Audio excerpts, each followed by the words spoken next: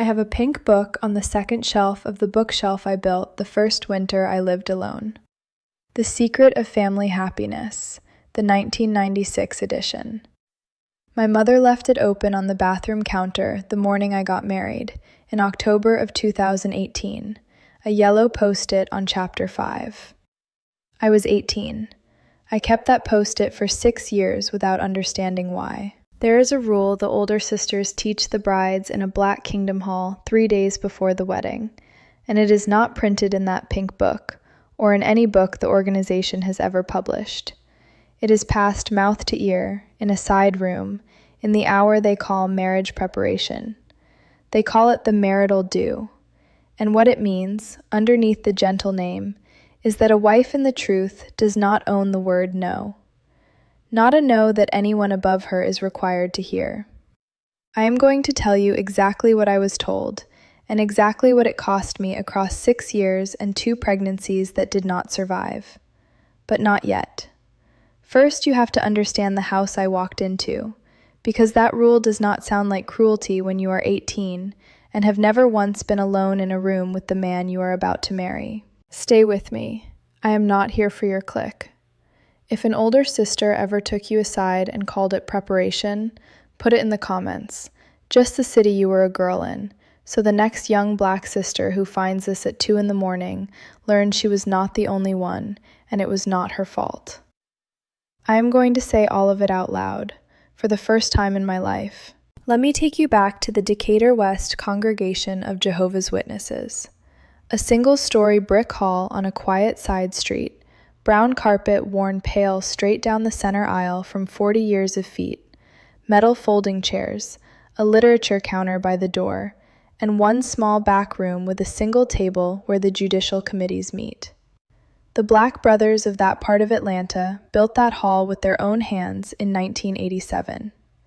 My grandfather, Joseph Bennett, helped nail up the drywall in the year before his knees made him stop pioneering. I grew up in those folding chairs. I was baptized in a portable pool at a circuit assembly in 2014, 14 years old, and I came up out of that water certain I had given my whole life to the only thing that would ever be true. I met Trey at a circuit assembly in 2017. I was 17, he was 21, a young Black brother from the East Atlanta congregation, the son of an elder, already spoken of as a man who was going somewhere in the organization. He did not speak to me first. He spoke to my father. That is how it is done in the truth, and I did not think it strange, because I had never seen it done any other way. The courtship was 10 months, and every minute of it was chaperoned. We were never alone.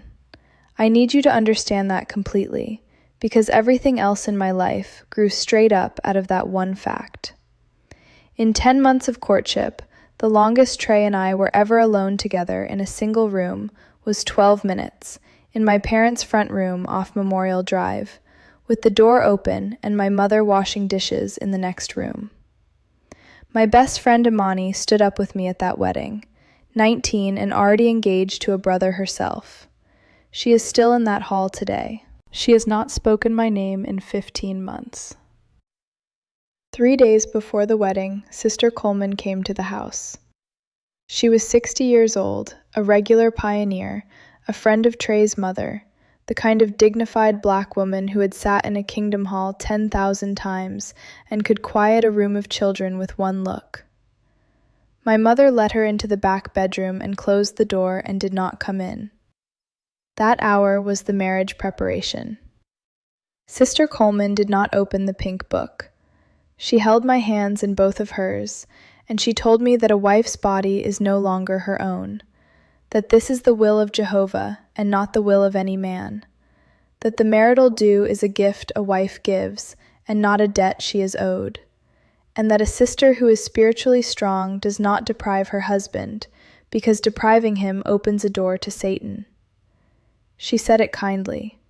And then she kissed my forehead and she went back out to the kitchen and ate my mother's pound cake, and I sat on that bed and felt grateful. That is the part I cannot make anyone understand who was not raised in it. I felt grateful. I thought I had been given a secret that would keep my marriage safe. On the morning of the wedding, my mother pressed that pink book into my hands at the door, the post-it still on chapter 5, and told me a wise wife reads it again before her husband does. I did not open it. I already knew what Sister Coleman had told me, and at 18 I thought knowing was the same thing as being ready. We were married in the Decatur Marriott on the 14th of October, 2018.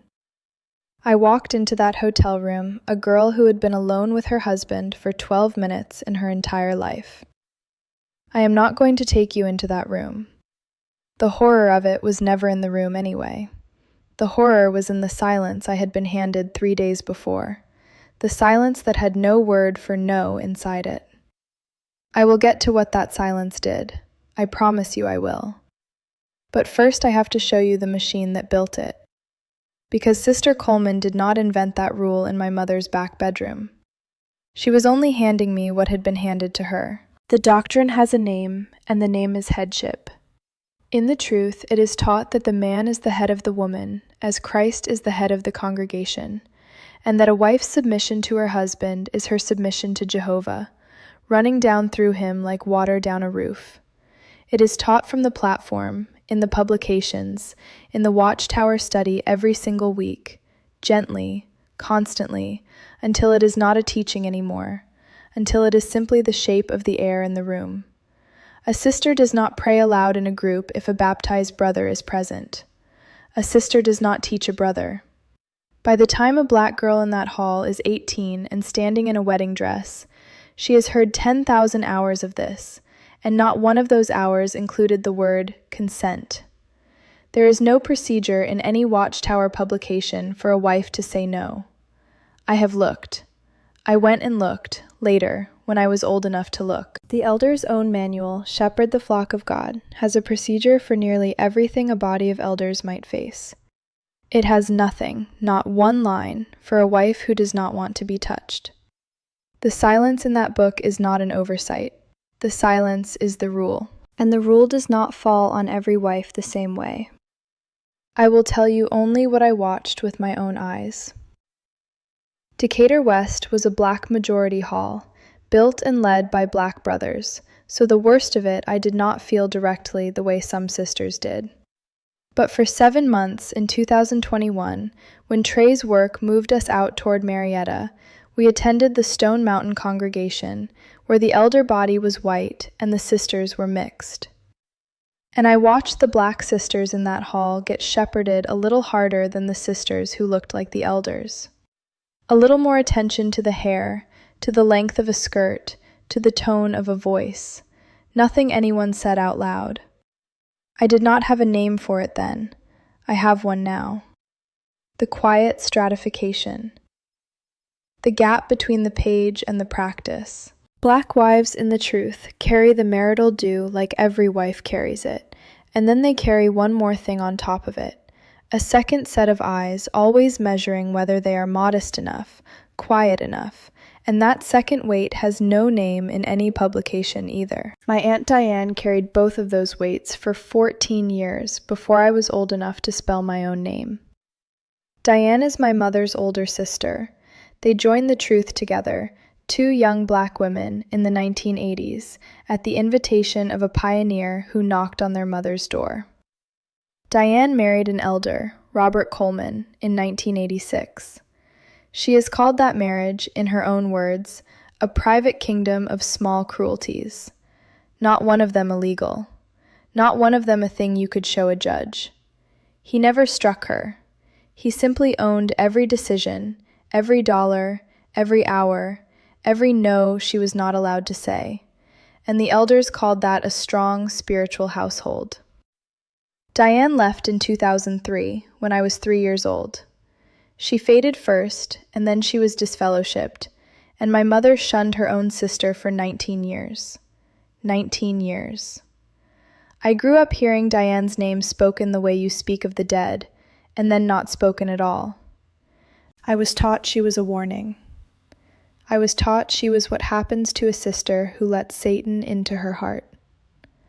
And I believed it so completely that when I got married in 2018 and Diane's name came up, my mother told me we would not be inviting my aunt, and I agreed. and I helped. I want to confess that plainly, because I was not only a victim in this story.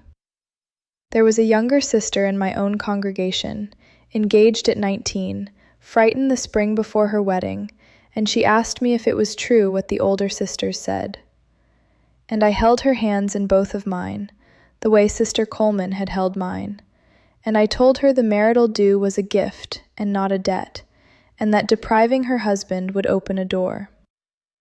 I passed the rule down. I handed a frightened black girl the same silence that had been handed to me, and I called it love, and I believed it was love. That is the part of this I will carry the longest. I told you I would tell you what the silence did, and now I have brought you far enough into the house to say it. Here is the rule, finally, the whole of it.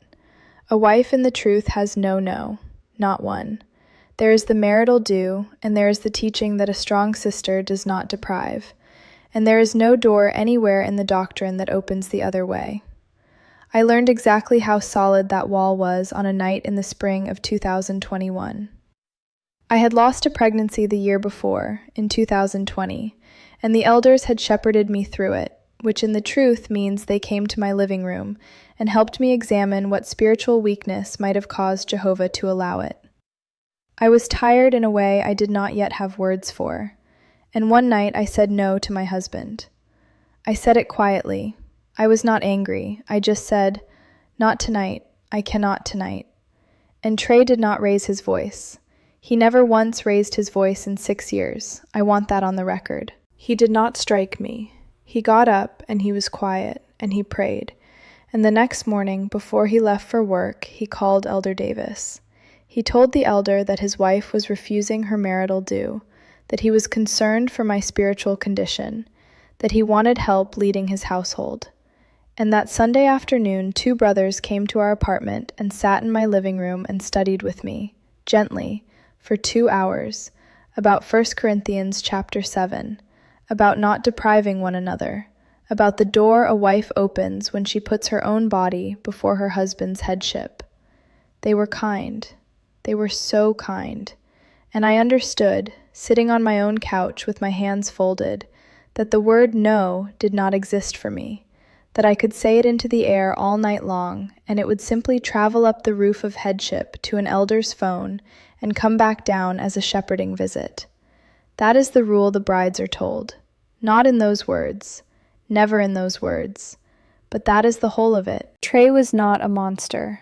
I need you to hear me say that, because the system wants you to think the only abuse worth naming is the kind with bruises, and the bruises let the rest of it hide. Trey was a 22-year-old black brother who had been handed the exact same hour his father was handed, and his father before him, in a religion that told him a loving husband leads, and a loving husband corrects, and a loving husband protects his wife from her own weakness by reporting it to the elders. He thought he was saving my life. He believed it the way every captive in that hall believed it.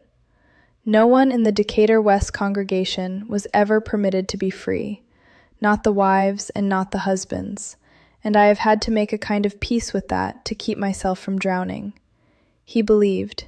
He still believes. He has already remarried, in March of this year, a 19-year-old sister from a neighboring congregation, and somewhere right now an older sister is holding her hands in a back bedroom and telling her about the gift. It took me until I was 25 to find the word. I found it in a library on a Tuesday, alone, in a book about marriage and the law, where a woman had written plainly that consent given under the threat of spiritual punishment is not consent, that a no that cannot be heard is not a yes, and that there is a word for what happens after. I sat in a hard plastic chair in the Decatur library, and I read the word marital rape, and I closed the book, and I put my hand over my mouth so I would not make a sound in a public room, because I was 30 pages into understanding that the thing I had been taught to call a gift had a name in every state in this country, and the name was a crime everywhere except inside the doctrine that raised me. I lost a second pregnancy in 2022. The elders shepherded me through that one too. I requested a divorce in November of 2024, without what they call scriptural grounds, and the judicial committee disfellowshipped me, and my mother and my father and my brother Marcus stopped speaking my name in the same week. My mother crossed a street in Decatur this past March, so she would not have to pass me on the same sidewalk. That is the price. I want a young sister watching this to know the real price before she ever needs it, and not after. Let me tell you how I live now, because I am not a warning, whatever they say about me in that hall.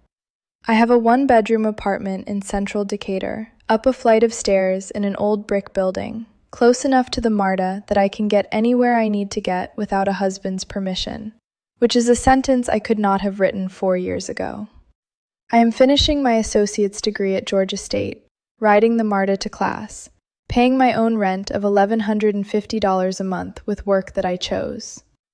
Every other Saturday, my Aunt Diane drives over from Eastlake with a sweet potato pie from the bakery on Memorial Drive, and we sit on the floor of my living room because I still have not bought a kitchen table, and she does not ask me about Trey. She lets me say whatever I came to say. 19 years she was a warning in my family, and it turns out she was the only one in the chain who got free, and she came back for me. She found me on Instagram in 2022 and sent me one sentence: "When you are ready, I am here." I was 21 when I read it. No, I was 22. It was the spring before the second pregnancy. I read it 4 times and I deleted it, and then I took it out of my deleted folder, and it is still on my phone. There is a Baptist hymnal in my apartment that does not belong in any of this, and that is exactly why I keep it where I can see it. It was my grandfather Joseph's. He was a Baptist preacher in South Atlanta before he ever heard the word Jehovah, and he walked out of his own pulpit in 1968 and gave the rest of his life to the truth, because back then it was the only church in his city without a Negro section and a white section. He died believing every word.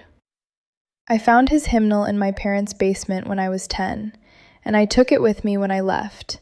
And one Saturday last spring, I sat on this floor and played a Mahalia Jackson record on my phone. The kind of music the organization had taught me was not ours to keep, and I cried over an inheritance I had been cut off from without ever being told it was mine. That pink book is still on my shelf, The Secret of Family Happiness, with my mother's yellow post-it on chapter 5. I do not read it anymore. I keep it the way you keep the x-ray of a bone that healed wrong, so you remember exactly where the break was. A woman wrote to me on another one of these and asked me why I do not just throw it away if it hurts.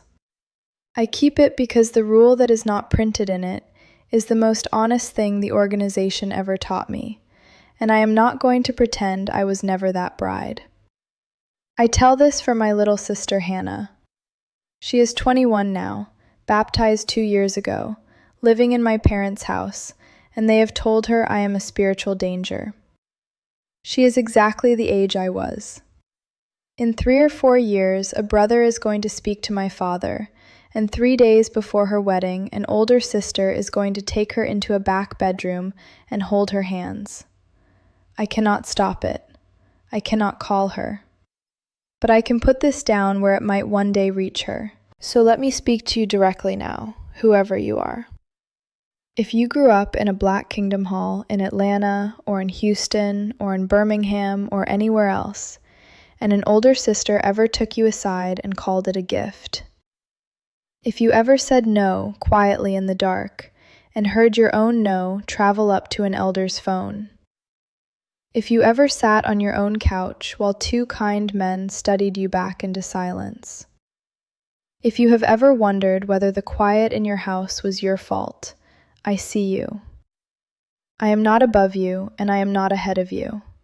I was the bride who felt grateful, and I was the sister who passed the rule down, and I still got out, and you can too, at your own pace, on your own Saturday, on your own apartment floor. It is not a sin to want to be heard. It was never a sin. The hall does not own you. I am the proof.